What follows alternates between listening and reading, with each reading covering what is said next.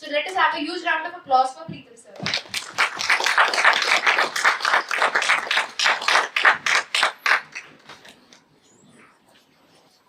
Thank you so much. मी प्रीतम सोनवणे. जसं की माझा टॉपिक आहे आजचा, फ्रॉम इंटरेस्ट टू इम्पॅक्ट. तुमचं जे काही पॅशन असेल तर sorry, should I start in English, Hindi और Marathi? Which language is comfortable for you? Marathi. Okay, Marathi Hindi आपण मिक्स करू शकतो. तर हे सेशन बेसिकली स्टुडंटसाठी आहे, किंवा तुम्ही जॉब करत असाल तरी सुद्धा तुम्हाला जर तुमचा पॅशन सोबत सोबत कसं फॉलो करून त्यामधून मोनिटाईज करायचं असेल याबद्दलच आपण बेसिकली आजच्या सेशन मध्ये बोलणार आहोत. तर सर्वात आधी तर हा महत्वाचा आणि आपुलकीचा प्रश्न, कसं काय कोल्हापूर? मजेत हात नव एवढे तुम्ही कोल्हापूरकर? अरे कोल्हापूरचा ठसका दिसायला हवा की. ओके, तर आपला नेहमीचा जो डायलॉग आहे तो बघूया आपण. वर्ड कॅम्प कोल्हापूर नंतर काय म्हणायचं आहे तुम्हाला माहितीच आहे. वर्ड कॅम्प कोल्हापूर विषय हार्ड. पुन्हा एकदा, वर्ड कॅम्प कोल्हापूर विषय हार्ड. ओके, आता दिसते एनर्जी खरं तर आय एम, अरे सॉरी सॉरी सॉरी, चुकीची स्लाइड आली होती.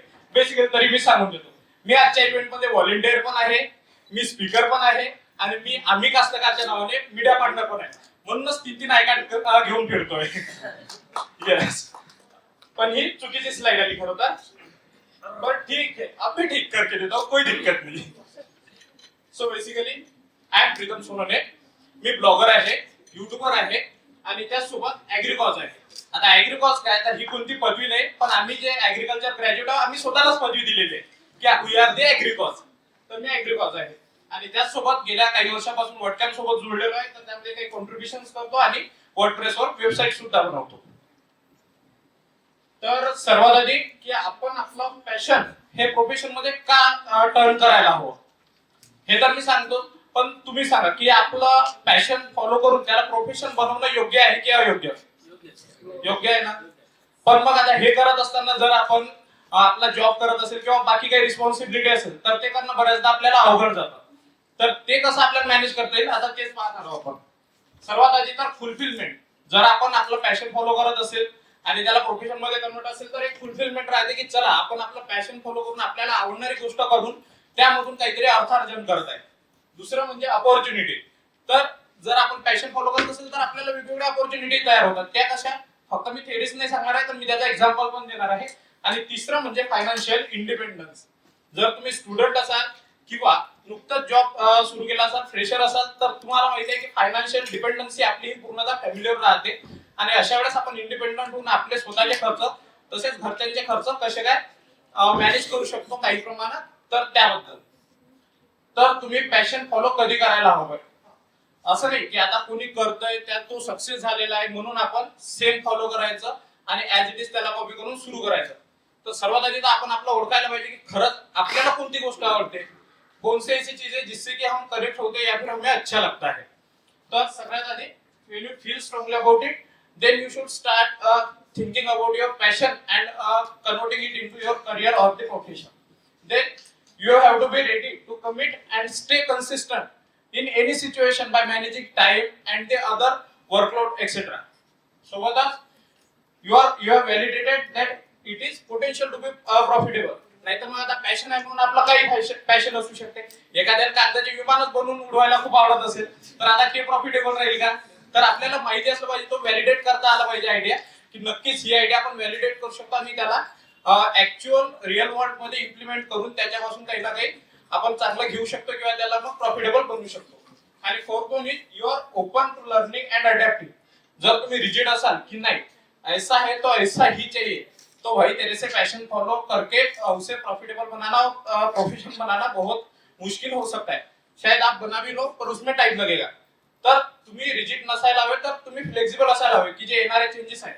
जसं की आपलं लास्ट सेशन झालं अभिष डोकरासने घेतलं, त्यांनी सांगितलं की आपण एआय ला फॉलो करायला हवं. तर 2025 मध्ये 2026 मध्ये आपण विदाउट एआय राहू शकतो का? भले तुम्ही स्टुडंट असाल, वर्किंग प्रोफेशनल असाल किंवा अजून कोणी असाल तरी तुम्हाला कुठे ना कुठे एआय ची गरजही भासते. तर आपण फ्लेक्सिबल राहायलाच हवं. पण आता मी एवढं काही रामायण महाभारत सांगितलं, पण तुम्ही मला का ऐकावं? हे तर तुम्ही वाचूही शकता. चॅट जीपीटी आपल्याकडे, चॅट जीपीटी म्हणून काढू शकता. मग माझ्याकडूनच काय आहे का हो? हा प्रश्न तुम्हाला पडला असेल ना? अरे कोणालाच नाही पडला. ओके. फक्त सरांना पडला. एवढ्या लांबून आलाय तुम्ही आता तसंच कशाला पाठवायचं म्हणून मला ऐकलं. करेक्ट. हा ऍटलीस्ट चला आपण पैसे भरले, तिकीट दिली तरी पैशाचा विषय नाही. तुम्हाला आलं व्हायला पाहिजे. Okay. Thank you sir. Thank you. Sorry माझाच फोन वाजतोय. ओके. पण बस कह दिया है तो कह दिया ना, तो बस कह दिया. म्हटलं जर आता जसं सरांनी म्हटलं की आले आता तुम्ही दुरून तर ऐकाच आहे, पण मी म्हणतोय मी म्हटलं ना म्हणून करायचं तर करायचं. असे करताना दिसतात आता, कारण बाकी त्यांनी कोणा रिस्पॉन्स काही दिलेले नाही. पण असं आहे का मजाक होईल असं नाही की फक्त मी आलो म्हणून ऐकून घ्यायचं असं नाही आहे, तर खरंच आहे काहीतरी म्हणूनच. ओके. पण आता तुम्ही विचार करत असाल की हा ये कर लो पहिले, मी खेळलो बाकी चीजें होती रहेगी. तर असं काही नाही आहे. तर सर्वात आधी मी माझंच एक्झाम्पल देतो दुसऱ्याचं देण्याच्या जागी. सॉरी आधी मी सायलेंट करून घेतो. Sorry for.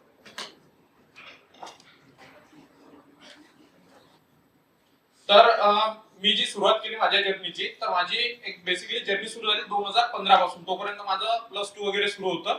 तर 12वीच्या वेळेस मी एक युट्यूब चॅनल सुरू केलेलं 3G च्या जमान्यामध्ये. आणि तेव्हा 1 वर्ष तेव्हा मेहनत घेतली. एका वर्षामध्ये ते चॅनल पूर्णपणे फेल गेलं म्हणजे त्याच्यावर 300च्या वर व्हिडिओज टाकले, 200-250 सबस्क्रायबर आले आणि ₹0 त्यातून अर्निंग झाली. प्लस वेळ वाया गेली ते विषय वेगळा. त्यानंतर मग 12वी झाली आणि मी फर्स्ट इयरला BSc ऍग्रीकल्चरला ऍडमिशन घेतली. ऍडमिशन घेतल्यानंतर पुन्हा एकदा माझ्याकडे नवीन मोबाईल आला दुसरा ₹7,000चा Realme C1. त्यातून सुरू केलं मी आम्ही कास्तकार युट्यूब चॅनल. आम्ही कास्तकार म्हणजे आम्ही शेतकरी, हम किसान या वी आर फार्मर्स. तर कास्तकार हा आमचा विदर्भातला शेतकऱ्यांसाठी वापरला जाणारा शब्द. तर आम्ही कास्तकार चॅनल सुरू केला आणि 2 ते 3 महिन्यामध्ये जवळपास 50,000च्या वर सबस्क्रायबर तेव्हा झाले. तर ते असेच झाले का? तर नाही. कारण ते चॅनल बनवतानाच असा उद्देश होता, कारण आधीचं जे चॅनल बनवलं होतं तर आधीच्या चॅनलमध्ये फक्त WhatsApp status as it is video उचलायचे, रिपर्पज करायचे आणि एडिट करून युट्यूबला टाकून द्यायचे. बस इतकंच काम केलं. पण जेव्हा मी आम्ही कास्तकार चॅनल बनवलं तर तेव्हा असं ठरवलं की यावेळेस म्हटलं आपण स्वतःच काहीतरी करायचं किंवा ज्यातून ऍटलीस्ट 1% व्हॅल्यू आपल्याकडनं ऍड झाली पाहिजे. तेव्हा ऑलरेडी मराठीमध्ये काही चॅनल्स होते पण इतके काम करत नव्हते आणि जे काही त्यांचे गॅप होते ते गॅप पकडून मी त्यावर काम करायला सुरुवात केली आणि तिथून सुरू झाला आम्ही कास्तकार. तर अशी स्टोरी आहे. त्यानंतर मग रेग्युलर व्हिडिओज वगैरे सुरू झाले. 2 ते 3 महिन्यात 50,000 सबस्क्रायबर. रेग्युलर व्हिडिओ म्हणजे असं नाही की आठवड्यातून 2 आठवड्यातून 3. तर माझे रेग्युलर व्हिडिओ हे दिवसातून 4 दिवसातून 5 असायचे. असे रेग्युलर व्हिडिओ पाऊस पडणार म्हणा तुम्ही. येस. सध्या 4,000च्या वर व्हिडिओज आहेत सर चॅनलवर जे हाईड करून ठेवलेले आहेत. येस. नंतर शिल्लक ठेवलाय का पाऊस पडायला? नाही, त्यातले काही व्हिडिओ न्यूज टाईपचे होते. समजा बाजारभाव वगैरेचे जे अपडेट होते तर ते मग मी नंतर बंद केले. तर ते सध्या आता अनलिस्टेड आहेत पण आहेत चॅनलवर. तर त्यानंतर 3-4 महिन्यात 1 लाखाच्या वर सबस्क्रायबर गेले. पहिल्या 2 महिन्यातच त्याची युट्यूबची अर्निंग सुरू झाली आणि त्यानंतर जी अर्निंग इथे दाखवत आहे $223 3 महिन्यात अर्निंग आली. आणि ते अर्निंग येता मी जवळपास 2.5 लाख सबस्क्रायबर हे त्या 7,000च्याच मोबाईलने क्रॉस केले. तो मोबाईल अजूनही बाबा वापरतात आहे त्यांच्याकडे. येस. आणि तो माझा मोबाईल की ज्यानं माझी लाईफ चेंज केली असं म्हणू शकतो. 2.5 लाख सबस्क्रायबर पर्यंत त्या मोबाईलने साथ दिली. त्यानंतर मग मॅकबुक, कॅमेरा ह्या गोष्टी मग चालत येतात. ते सोबत क्वालिटी इम्प्रूव्ह करण्यासाठी होत आलं. आणि सोबत मग युट्यूब सोबतच सुरू झाली ब्लॉगिंगची जर्नी. तर अशा प्रकारे एक युट्यूबची जर जर्नी म्हटलं आम्ही कास्तकारची तरी सुरू झाली. मग आता मी हे काय केलं तर माझी पॅशन हे शेती नसून टेक होतं आणि टेक पॅशन असल्यामुळेच मी इंजिनिअरिंगला ऍडमिशन घेणार होतो, ज्याबद्दलची स्टोरी माझ्या मी जोस्टॉक व्हिडिओमध्ये सांगितलेली आहे. तर ते काही फायनान्शियल अडचणींमुळे होऊ नाही शकलं. मग म्हटलं आता BSc ऍग्री करतोय पण त्यामध्ये टेक कसं आणायचं. मग ते होतं आम्ही कास्तकार. कारण BSc ऍग्रीकल्चर शेती प्लस टेक या दोघांचं फ्युजन असं झालं. तर ही एक शॉर्ट मध्ये मी माझी मोबाईलची थोडी जर्नी दिलेली आहे. Nokia 3110 मोबाईल आला होता एक छोटासा कीपॅडवाला. तेव्हा माझी पहिली वेबसाईट बनवली होती. त्यानंतर मग इंटेक्सचा क्लाउड रेड 3000चा मोबाईल होता 2G. त्यावर एक युट्यूब चॅनल बनवलं होतं जे मी सांगितलं स्टेटसचं फेल झालेलं. आणि त्यानंतर मग Realme C1 आला 4G. त्यामध्ये मी जे चॅनल बनवलं ते 2.5 लाखापर्यंत घेऊन गेलो. आणि त्याच्यानंतर मग website, blogging, freelancing, digital marketing, public speaking ह्या सर्व गोष्टी सुरू झाल्या. तर हे काही स्नॅपशॉट्स आहेत. तो जो स्टॉकचा व्हिडिओ माझा हे प्ले बटन भेटले तेव्हाचे आहे. आणि हे वेगवेगळ्या वर्ड कॅम्प्स मध्ये जे मी टॉक वगैरे दिले तिथले फोटो आहेत, बरेच फोटो आहेत, पण मी फक्त माझं सांगायला नाही आलो तर टॉपिकवर येऊया. ओके, पण हे झालं कसं? असं तर नाहीच ना की मी केला म्हणून झालं, बाकीच्यांना होणार नाही, किंवा मी काही जादूची छडी आता घेऊन आलो. तर फक्त 3 गोष्टी होत्या मेजरली जर पकडल्या तर.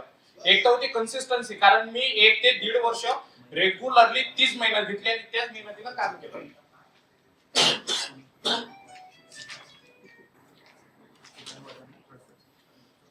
आणि दुसरं होतं की मी पाहत नाही बसलो की आपल्याकडे रिसोर्सेस कमी आहे किंवा काही आहे म्हणून. माझ्याकडे एक फोन होता आणि त्याच्यासोबत 150 रुपयाचा लिपन माईक अमेझॉनवर मिळतो, त्या 2 गोष्टी सुरू केलं आणि होऊन गेलं. आरामात होतात. YouTube channel, faceless YouTube channel तर इझिली चालतं, एक मोबाईल आणि एक माईक. आणि त्यानंतर engage and listen to your audience. आता मी सुरुवातीला सुरू केलं, माझा पहिला व्हिडिओ अजूनही चॅनलवर टाकलेला, इतका घाण बोललो की त्या व्हिडिओमध्ये मला तो पाहावा वाटत नाही पुन्हा. पण मी ठेवला याच्यासाठी की आपल्याला माहिती असलं पाहिजे आपली सुरुवात कुठून झाली. तर त्या व्हिडिओमध्ये काहीच नाही, म्हणजे बोलण्याचा कॉन्फिडन्स नाही, नॉईज आणि एडिटिंग नाही, काही नाही, इतका बोगस व्हिडिओ. तरी मी तो ठेवला आणि नंतर मग ऑडियन्सनं जे इम्प्रूव्हमेंट सांगितले त्या करत करत आपण त्याला इम्प्रूव्ह करत गेलो. तर ह्या जर 3 गोष्टी केल्या की कन्सिस्टन्सी ठेवली, त्यानंतर असलेल्या रिसोर्सेस मधून सुरू केलं आणि तुमच्या ऑडियन्सला ऐकून जर चेंजेस केले तर तुम्ही स्टार्ट करू शकता. आणि हे केलं म्हणजे तुम्हाला मिळणार अलभ्य लाभ, की हा लाभ तुम्हाला खरंच तुमच्या कोणत्याही प्रोफेशन मध्ये नक्कीच फायद्याचा ठरू शकतो. आणि हे काही टूल्स आहेत ज्याच्यामध्ये जे स्टार्ट करून तुम्ही बेसिकली सुरू करू शकता. बेसिकली मी हे सेशन जे आहे तर स्टुडंट साठी डिझाईन केलं होतं. तर सॉरी जर तुम्हाला हेल्पफुल नसेल होत तर, किंवा जर कोणी युट्यूब सुरू करत असेल तर इतक्या बेसिक टूल्स मधून होऊ शकतात. मॅक्झिमम फ्री टूल्स आहे. YT स्टुडिओ युट्यूबचा मॅनेजमेंट ऍप आहे, ते तुम्ही वापरू शकता. त्याच्यासोबत काइन मास्टर ऍप आहे किंवा VN ऍप आहे.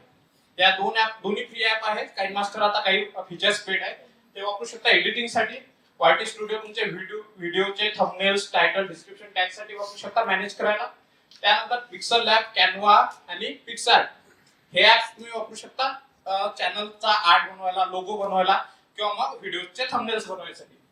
सोबतच आहे ChatGPT, जेमिनी AI आणि भरपूर बरेचसे जे AI टूल्स आलेले आहेत ते वापरू शकता तुम्ही तुमच्या स्क्रिप्ट बनवण्यासाठी किंवा मग टायटल, डिस्क्रिप्शन टॅग जनरेट करण्यासाठी. पण त्याला ह्युमन रिव्ह्यूची गरज भासेल, as it is copy paste करू नका. आणि त्यानंतर मेटा बिझनेस सूट, तर फेसबुक आणि इंस्टा सेम व्हिडिओ तुम्ही रिपर्पज करू शकता, अपलोड करू शकता. ज्याच्यासाठी जर मेटा बिझनेस सूट वापरला तर एका प्लॅटफॉर्मवर अपलोड करून तुम्ही दोन्ही जागी सायमल्टेनियसली इंस्टा आणि फेसबुकला अपलोड करू शकता. त्याच्यासोबत जर तुम्हाला ब्लॉगिंग करायची असेल, ब्लॉगिंग इन द सेन्स जे आपण टेक्स्ट बेस्ड ब्लॉगिंग करतो, न्यूज वेबसाईट, न्यूज आर्टिकल किंवा मग जे याच्या वेबसाईट राहतात ज्याच्यावर आपण जॉब पोर्टल वगैरे बनवतो, ऍडसेन्स मधून किंवा ऍफिलिएट मधून अर्निंग करतो, त्याच्यासाठी जे काही टूल्स आहेत सर्वात आधी तर ChatGPT आणि जेमिनी AI जे कंटेंट रायटिंग साठी तुम्ही वापरू शकता. त्याला ह्युमन टच देऊ आणि त्या कंटेंटला तुम्ही पब्लिश करू शकता. दुसरा आहे WhatsApp पुश नोटिफिकेशन. मी मागच्या वेळेस वडक्या मुंबईला टॉक दिला होता. माझा टॉक होता गुगल डिस्कव्हरवर. तर तिथे मला गुगल डिस्कव्हरवर जी ट्रॅफिक आणि त्यातून झालेली एक जर्नी होती तर त्याबद्दल मी सांगितलं होतं. तर त्यात सर्वात मोठा वाटा होता WhatsApp ग्रुप्सचा आणि पुश नोटिफिकेशनचा. आपल्या वेबसाईटवर आलेले युजर्स हे युट्यूब सारखे सबस्क्रायबर राहत नाही की जे आपल्या चॅनलला स्टिक राहतील, तर ते आल्यानंतर जाऊ सुद्धा शकतात. तर त्यांना कॅप्चर कसं करून ठेवायचा, तर तुम्ही त्यांना थेट व्हॉट्सअप ग्रुपमध्ये रिडायरेक्ट करू शकता किंवा मग पुश नोटिफिकेशनने सुद्धा कॅप्चर करू शकता. त्यानंतर पिक्सल लॅब, कॅनवा, पिक्सार्ट ह्या गोष्टी ऍज इट इज तुम्ही जसं थंबनेलसाठी तसेच कव्हर फोटोसाठी वापरू शकता. याच्या व्यतिरिक्त गुगल अनालिटिक्स तुमचं गुगल जे ट्रॅफिक वगैरे आहे, कोणत्या कंट्रीतून येत आहे, कोणत्या ठिकाणून येत आहे ते चेक करायला वापरू शकता. आणि वर्डप्रेस ज्याच्यासाठीचा इव्हेंट आहे ते टूल म्हणजे वर्डप्रेस कंटेंट मॅनेजमेंट सिस्टम. तुम्ही wordpress.com वापरा किंवा .org वापरा. मोस्टली .org वापरायला हवं, पण त्यामध्ये तुम्ही मॅनेज करू शकता. तर मोबाईल वरून नाही होतं, पण त्यासाठी ऍटलीस्ट तुम्हाला लॅपटॉप लागेल एक व्यवस्थित जर करायचं असेल तर लॉकडाऊनसाठी. झालं हे तर झालं समजा काय करायचं कसं करायचं. पण इतका करू नये. माझे काही मित्र आहेत युट्यूब इंडस्ट्रीतले ज्यांचे मिलियन्स ऑफ सबस्क्रायबर आहेत आणि पैसे कमवत आहेत 100 रुपये, 1000 रुपये, 2000 रुपये महिन्याला, काही काही 5 ते 10,000 त्याच्यावर नाही. तर त्या बिझनेसला बनवल्यावर त्याला प्रॉफिटेबल कसं बनवायचं आणि त्याला प्रॉफिटेबल बनवल्यानंतर त्यातून आपण आपल्या गरजा फुलफिल करणं, तसं क्वालिटी एनहान्स कशी करायची त्यासाठी तुम्हाला ते कळलं पाहिजे की आपण काय मल्टिपल वेज मोनिटाइज करायला वापरू शकतो. सर्वात आधी तर तुमची ऑडियन्स काय आहे ते शोधा. फॉर एक्झाम्पल तुम्ही जर कुकिंगचं चॅनल चालवत असाल किंवा कुकिंगचा ब्लॉग असेल तर अशा वेळेस आपल्या ऑडियन्स मोस्टली ह्या स्त्रिया राहतील किंवा मग शेफ लोक तर सर राहणार नाही, पण स्त्रिया राहतील मोस्टली आणि बॅचलर्स राहतील. तर अशा वेळेस तुम्ही काय करू शकता, ऍफिलिएट करू शकता. त्या इंडस्ट्रीमध्ये वेगवेगळे प्रोडक्ट आहेत त्यांचे ऍफिलिएट करू शकता, त्यांच्यासोबत कमिशन बेसिसवर काम करू शकता. त्याचा ऑडियन्सला काही पैसा लागत नाही, सर्व कंपनी आपल्याला पे करते. किंवा मग स्पॉन्सरशिप घेऊ शकता आणि स्पॉन्सरशिप घेऊन त्यांच्यासोबत कोलॅबरेशन मध्ये करू शकता. आणि ते करत असताना त्या ज्या स्पॉन्सरशिप घेतोय किंवा मग आपण जे ऍफिलिएट करतोय त्यातून खरंच त्यांचा प्रॉब्लेम सॉल्व्ह होतोय का. जसं की बऱ्याचदा ऍफिलिएट करताना आपल्याला ओनर्स काय करतात, चांगले ऑफर्स देतात आपल्या ऑडियन्ससाठी, त्यातून त्यांना स्वस्तात एखादी डील मिळत आहे का, क्वालिटीवाला याच्यावर एखादा आपल्याला वॉरंटी वरून मिळत आहे का, ह्या गोष्टी आपण पाहू शकतो. आणि तेव्हाच आपण पार्टनरशिप किंवा मग तिथून मॉनिटाईज करायला हवं, त्यातून प्रॉब्लेम पण सॉल्व्ह झाले पाहिजे आणि आपल्याला एक अर्निंग रिसोर्स पण वाढला पाहिजे. दुसरं आहे ऑफर व्हॅल्यूज. हे सर्वात महत्वाचं आहे. तुम्ही सगळं काही केलं, सगळं दिसायला टाप टिप आहे, मस्त आहे, पण त्यातून जर व्हॅल्यू मिळत नसेल तर ती प्लॅटफॉर्म किंवा ते कंटेंट, ते पॅशन ज्याला आपण प्रोफेशन बनवायला पाहतो ते काहीच कामाचं नाही. त्यासाठी तुम्हाला त्यातून व्हॅल्यू देता आली पाहिजे. ऍटलिस्ट काही लोकांना त्याच्यापासून फायदा झाला पाहिजे की जे लोक त्याचा वापर करून त्यांच्या लाईफ मध्ये व्हॅल्यू ऍड करू शकतील आणि काहीतरी नव्या गोष्टी त्यांना एक्सप्लोर करायला मिळतील. त्याच्या व्यतिरिक्त ऍड्स आहेत, स्पॉन्सरशिप आहेत, ऍफिलिएट लिंक्स आहेत, स्पॉन्सर्ड पोस्ट आहेत ब्लॉगिंग साठी, ह्या गोष्टी वापरून करता येतील. त्याबद्दल डिटेल माहिती हवी असेल तर तुम्ही मला सेशन नंतर भेटू शकता. सध्या मी एक ओव्हरव्ह्यू देतो फक्त. तर एक आहे, मी तुम्हाला याचा स्क्रीनशॉट घेऊ शकता जर घ्यायचा असेल तर. जर वेगवेगळ्या प्लॅटफॉर्मवर काम करत असाल तर, जर युट्यूबवर काम करत असाल तर तुम्हाला हे 2-3 मेजर ऑप्शन्स आहेत, ऍड, स्पॉन्सरशिप आणि ऍफिलिएट लिंक्स, ज्यामधून सर्वात जास्त अर्निंग होऊ शकते. कारण मी पण करतोय किंवा माझे मित्र पण आहेत युट्यूब आणि इन्स्टाला काम करतायत. नंदू पाटीलला ओळखत असाल तुम्ही, टेक इंडस्ट्रीतलं बरंच मोठं नाव आहे, तो माझा मित्र आहे जवळचा. तर तो आता एका रीलचे 6 फिगर पर्यंत घेतो अमाऊंट 30 सेकंदाच्या रीलसाठी. तर तुम्ही पोटेन्शियल समजू शकता. तो अमाऊंट हा 7 पर्यंत मोस्टली जाऊ शकतो काही काही केसेस मध्ये. आणि ब्लॉगिंग मध्ये पण माझा एक मित्र आहे अक्षय रासकर, जो पूर्णतः न्यूज ब्लॉगिंग करतो. तो व्यक्ती महिन्याला $40,000 ते $50,000 पर्यंत सुद्धा काढतो. जितके काही काही बिझनेसेसची अर्निंग सुद्धा नाही आहे तर तिथपर्यंत सुद्धा तो केलेला आहे. बीबीसी न्यूजवर त्याची सुद्धा डॉक्युमेंटरी तुम्ही पाहू शकता. त्यानंतर आहे फ्रीलान्सिंग. फ्रीलान्सिंगचे आपल्या वर्डप्रेस कम्युनिटीतले माझे काही मित्र आहेत, कित्येक मित्र आहेत जे चांगला स्टेबल अमाऊंट कमवत आहेत आणि त्याच्यासाठी ते त्यांच्या ज्या सर्व्हिसेस आहेत त्या व्यवस्थित ऑफर करतात. चौथा आहे कोर्सेस. तर कोर्सेस म्हणजे माझ्या बऱ्याच मित्रांनी शॉर्ट टर्म मध्ये खूप गेन केला आहे आणि अजूनही त्यांची ते पॅसिव्ह इन्कमचा एक सोर्स बनलेला आहे. तुम्हाला कोणती स्किल येत असेल तर त्याला तुम्ही फ्री आणि पेड कोर्सेस मध्ये कन्वर्ट करू शकता. सुरुवातीला एक स्वस्तातला कोर्स बनवून लीड मॅग्नेट बनवा आणि त्यातून तुमच्या मेन कोर्सवर त्यांना रिडायरेक्ट करा, जेणेकरून ही एक पॅसिव्ह इन्कम बनेल. एकदा बनवलं आणि पुन्हा पुन्हा त्याचे पैसे येत राहतील. तर हे काही सोर्सेस आहेत. ओके, तर मग हे सुरू कधी करायला हवं? होतो जैसी जिसकी सोच. आता कोणाला जर करायचंच नसेल तर तो नाही करणार, करणारा आजही करेल. त्याच्यामुळे होतो जैसी जिसकी सोच. पण असं नाही की जैसी जिसकी सोच म्हटल्याने चालणार नाही. म्हणजे जर करायचं असेल तर आजपासूनच सुरू करा. आजचा दिवसच हा बेस्ट आहे, उद्याची वाट कशाला बघता. त्याच्यासाठी काय तुम्ही सुरू करू शकता एक साईड हसल म्हणून. असं नाही की मग जॉब सोडला, बिझनेस सोडला आणि सगळं सोडून आपण पॅशन फॉलो करायला लागलो. एखाद्याची पॅशन आहे वाईल्ड लाईफ फोटोग्राफी आणि भाऊचा बिझनेस आहे 9 ते 5 चा, मग अशा वेळेस तो जर दिवसभर रात्रभर तिकडे जंगलात जाऊन बसल तर जमल का? आधी पोटा पाण्याचं पाहा लागेल ना. मग अशा वेळेस सर्वात आधी साईड हसल म्हणून सुरू करा आणि वेळ काढून विकेंडला त्याच्यावर काम करणं सुरू करा. त्यानंतर आपण ज्या गोष्टीवर काम करणार आहे त्याची मार्केटमध्ये खरंच व्हॅल्यू आहे का, डिमांड आहे का, लोक त्याबद्दल विचारतायत बोलतायत का ते बघा. आणि त्यानंतर begin small but stay consistent.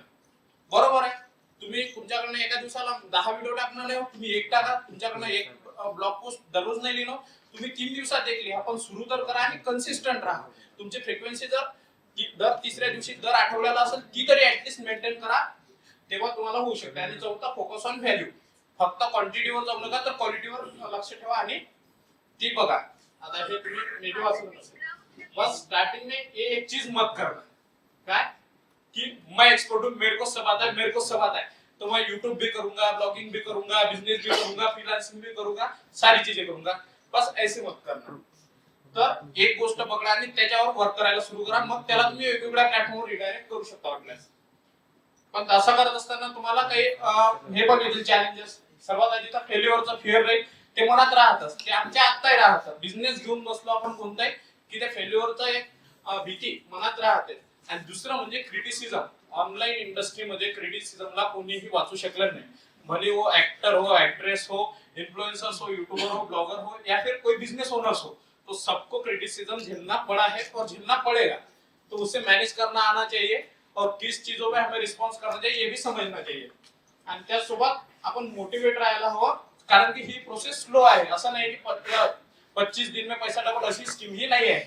त्यामुळे त्याचं एक एग्जांपल म्हणजे कि बबीता जी मुझे अच्छी लगती है, बबीता जी मेरी बेस्ट फ्रेंड भी है, बबीता जी मेरे फ्रेंड बबीता जी मुझे भी फ्रेंड मानती है और मुझे जेठालाल जी भी बोलती है, बस ये अय्यर इडली बीच की रुकावट है।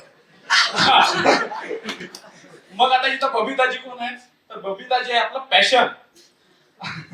येस आणि अय्यर इडली आहे त्यात येणारे चॅलेंजेस जे आपण आता डिस्कस केले। म्हणून आपल्याला बबीताजीवर लक्ष द्यायचं आहे, अय्यर इडलीला इग्नोर करायचं आहे, पण पॉझिटिव्ह वे मध्ये, पॉझिटिव्ह रिस्पॉन्स मध्ये। ओके,